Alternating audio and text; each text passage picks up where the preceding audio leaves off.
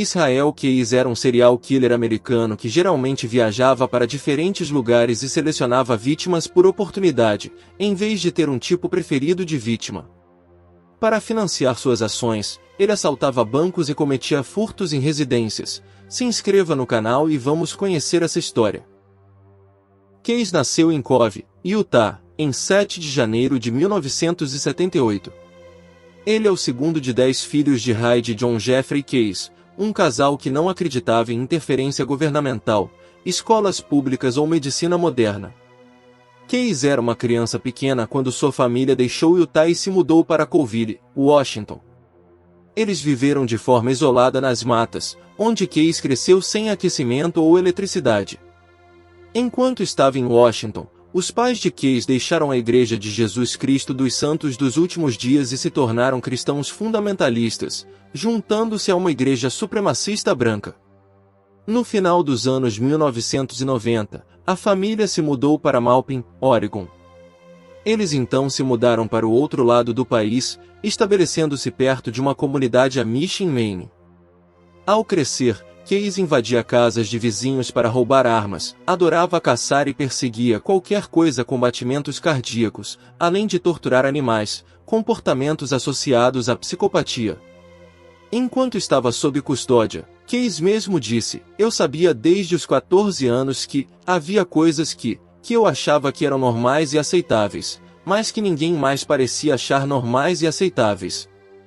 Depois que, na adolescência, Keyes disse à família que não compartilhava mais de sua fé, seu pai cortou os laços, embora ele permanecesse próximo de sua mãe. Em julho de 1998, Keyes ingressou no exército dos Estados Unidos.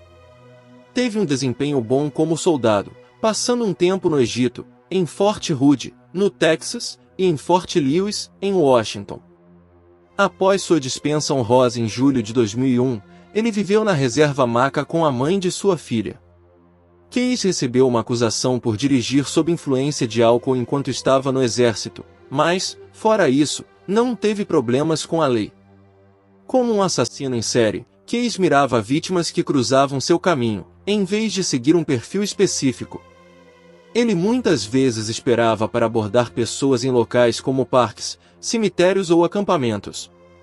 Não tanto para escolher, por assim dizer, ele confessou às autoridades sobre seus métodos, mas também não há testemunha, de fato. Não há mais ninguém por perto. Keyes também viajava para matar. Em 2011, voou para Chicago antes de dirigir para o Vermont, onde assassinou Bill e Lorraine Courier. Ele tinha um histórico de viagens que cobriam grande parte dos Estados Unidos, o que significava que tinha muitas oportunidades para procurar vítimas. Viagens ao exterior, como visitas ao Canadá, México e Belize, podem ter desempenhado um papel adicional na onda de assassinatos de Keyes. Enquanto viajava, Keyes pagava em dinheiro e retirava a bateria de seu celular para reduzir suas chances de ser rastreado. O assassinato em série de Keyes envolvia um planejamento detalhado. Ele cruzava o país para esconder esconderijos com equipamento para assassinatos, incluindo armas de fogo, munição e produtos químicos para destruição de corpos. Quando ele queria matar, Keyes desenterrava um desses esconderijos. Keyes estudou o trabalho de perfis do FBI e aprendeu sobre assassinos em série como Ted Bundy.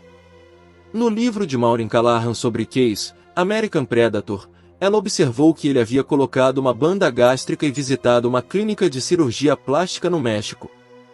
Ela especulou que Keyes poderia estar tentando se tornar um assassino melhor.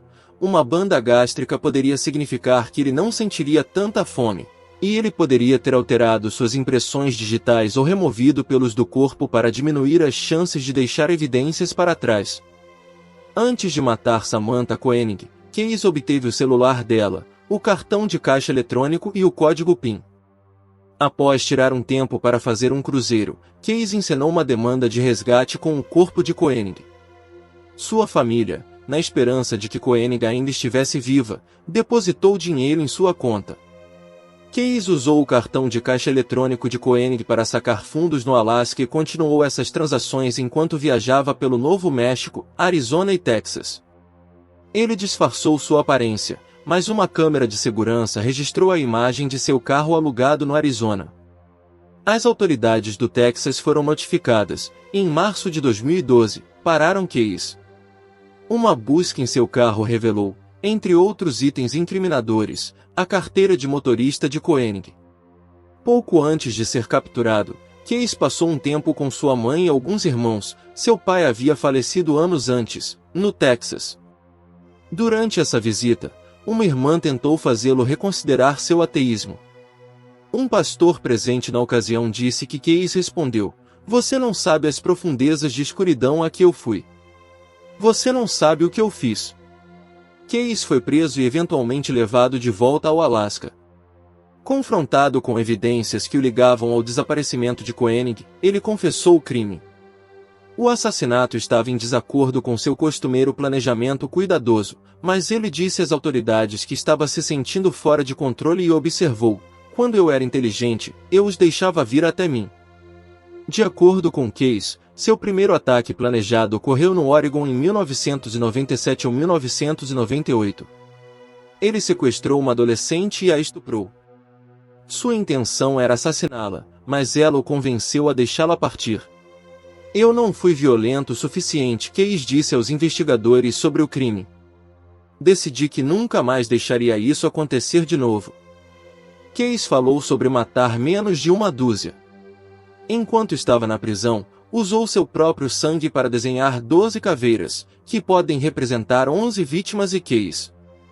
Em 2020, um agente do FBI disse ao programa 48 Horas: "Acreditamos que 11 é o número total de vítimas." No entanto, apenas 3 das vítimas de Case foram identificadas definitivamente. Uma das vítimas conhecidas é Koenig, uma atendente de bar em Anchorage, que foi sequestrada por Case em 1º de fevereiro de 2012. Case a estuprou e a matou em questão de horas, e semanas depois desmembrou seu corpo e jogou os pedaços em um lago ao norte de Anchorage. Os restos de Koenig foram recuperados em abril de 2012. Case também confessou ter assassinado Scurrier em Essex, Vermont, em junho de 2011. O casal foi selecionado aleatoriamente, pois se encaixava nos critérios de Case de não ter filhos, não ter cachorro e ter uma casa com uma garagem anexa. Ele invadiu a casa deles, os dominou e os transportou para uma casa de campo abandonada. Case matou Bill, estuprou Lorraine e depois a assassinou. Case afirmou ter tirado pelo menos outras 5 vidas, mas nunca revelou os nomes dessas vítimas. Segundo seu relato, ele matou 4 pessoas no estado de Washington, um casal em algum momento entre 2001 e 2005, e 2 vítimas separadas em 2005 e 2006.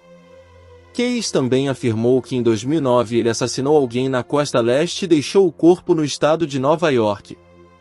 O FBI tem relativa confiança de que essa vítima era Deborah Feldman, uma residente de Nova Jersey que desapareceu em abril de 2009. Especulações sobre possíveis vítimas adicionais de Case incluem uma garota chamada Julie Harris, que desapareceu em Colville em 1996. Seus pés protéticos foram encontrados um mês após seu desaparecimento e seus restos mortais apareceram em 1997. Case estava na área quando Harris desapareceu, mas negou qualquer envolvimento.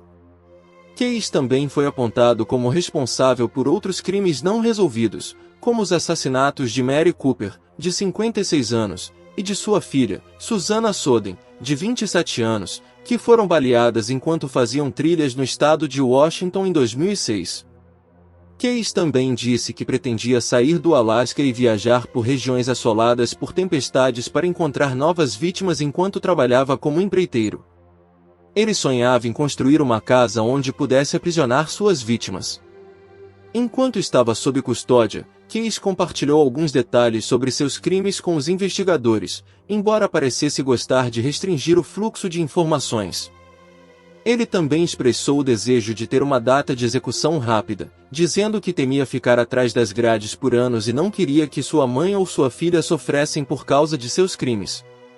Case ofereceu detalhes sobre os assassinatos dos Scurrier como uma forma de barganha com as autoridades. Case cometeu suicídio em sua cela na prisão de Anchorage na noite de 1º de dezembro de 2012. Apesar dos avisos para não fornecerem a Case uma lâmina de barbear, ele recebeu uma. Ele cortou o pulso e também se estrangulou com um lençol enquanto estava deitado na cama. Seu corpo só foi descoberto na manhã de 2 de dezembro. A mãe, 4 irmãs e 3 cunhados foram os únicos presentes no funeral de Case, em 8 de dezembro de 2012. A última sessão de interrogatório de Case ocorreu alguns dias antes de seu suicídio. Algumas das gravações de seus interrogatórios foram compartilhadas com o público. Em 2000, Case se envolveu com uma mulher que morava na reserva Mack em Washington. Sua filha nasceu por volta de 2001. Em 2007, Case se mudou para o Alasca para morar com uma enfermeira praticante com quem estava namorando. Enquanto estava sob custódia, Case expressou o desejo de evitar que sua filha sofresse por causa de suas ações. Quero que minha filha tenha a chance de crescer, você sabe, ela está em um lugar seguro agora, não vai ver nada disso. Quero que ela tenha a oportunidade de crescer sem ter tudo isso pendurado sobre sua cabeça.